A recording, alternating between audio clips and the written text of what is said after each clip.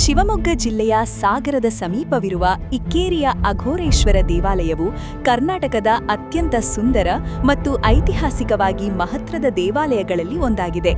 ಮಲೆನಾಡಿನ ಹಸಿರಿನ ಮಧ್ಯೆ ಇರುವ ಈ ದೇವಾಲಯವು ಕೆಳದಿ ನಾಯಕರ ವಾಸ್ತುಶಿಲ್ಪ ವೈಭವಕ್ಕೆ ಸಾಕ್ಷಿಯಾಗಿದೆ. ದೇವಾಲಯವನ್ನು 16ನೇ ಶತಮಾನದಲ್ಲಿ ಕೆಳದಿ ನಾಯಕರು ನಿರ್ಮಿಸಿದರು. ಪ್ರಮುಖವಾಗಿ ಕೆಳದಿ ಶಿವಪ್ಪ ನಾಯಕನ ಕಾಲದಲ್ಲಿ ಈ ಸ್ಥಳವು ಹೆಚ್ಚು ವೈಭವವನ್ನು ಪಡೆಯಿತು. ರಾಜಧಾನಿ ಇಕ್ಕೇರಿಯು 1560ರಿಂದ 1640ರವರೆಗೆ ಕೆಳದಿ ಸಂಸ್ಥಾನದ ರಾಜಧಾನಿಯಾಗಿತ್ತು. ಇಕ್ಕೇರಿ ಎಂದರೆ ಕನ್ನಡದಲ್ಲಿ 2 ಕೇರಿ ಅಂದರೆ ಬೀದಿ ಎಂದರ್ಥ. ಧಾರ್ಮಿಕ ಮಹತ್ವ: ಇಲ್ಲಿನ ಮುಖ್ಯ ದೇವರು ಅಘೋರೇಶ್ವರ ಅಂದರೆ ಶಿವ. ಅಘೋರ ಎಂದರೆ ಶಿವನ 5 ಮುಖಗಳಲ್ಲಿ ಒಂದಾದ ಸಂಹಾರಕ ರೂಪ. ಆದರೆ ಇಲ್ಲಿ ದೇವರಿಗೆ ಯಾವುದೇ ಭಯಾನಕ ರೂಪವಿಲ್ಲದೆ ಶಾಂತವಾಗಿ ಪ್ರತಿಷ್ಠಾಪಿಸಲಾಗಿದೆ.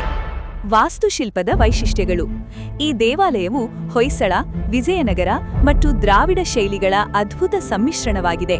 ನಿರ್ಮಾಣದ ವಸ್ತು: ಇಡೀ ದೇವಾಲಯವನ್ನು ಕೆಂಪು ಮಿಶ್ರಿತ ಬೂದು ಬಣ್ಣದ ಗ್ರಾನೈಟ್ ಶಿಲೆಯಿಂದ ನಿರ್ಮಿಸಲಾಗಿದೆ. ಗರ್ಭಗೃಹ: ಇಲ್ಲಿ ಸುಮಾರು 32 ಅಡಿ ಎತ್ತರದ ಬೃಹತ್ ಶಿವಲಿಂಗವಿದೆ.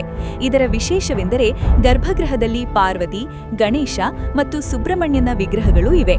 ನಂದಿ ಮಂಟಪ: ದೇವಾಲಯದ ಎದುರಿಗಿರುವ ನಂದಿ ಮಂಟಪವು ಅತ್ಯಂತ ಆಕರ್ಷಣೀಯವಾಗಿದೆ.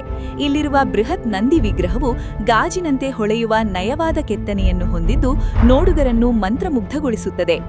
ಕೆತ್ತನೆಗಳು: ದೇವಾಲಯದ ಹೊರಭಿತ್ತಿಯಲ್ಲಿ ಆನೆಗಳು, ಕುದುರೆಗಳು, ಸೈನಿಕರು ಮತ್ತು ಪೌರಾಣಿಕ ಕಥೆಗಳನ್ನು ವಿವರಿಸುವ ಸುಂದರ ಕೆತ್ತನೆಗಳಿವೆ.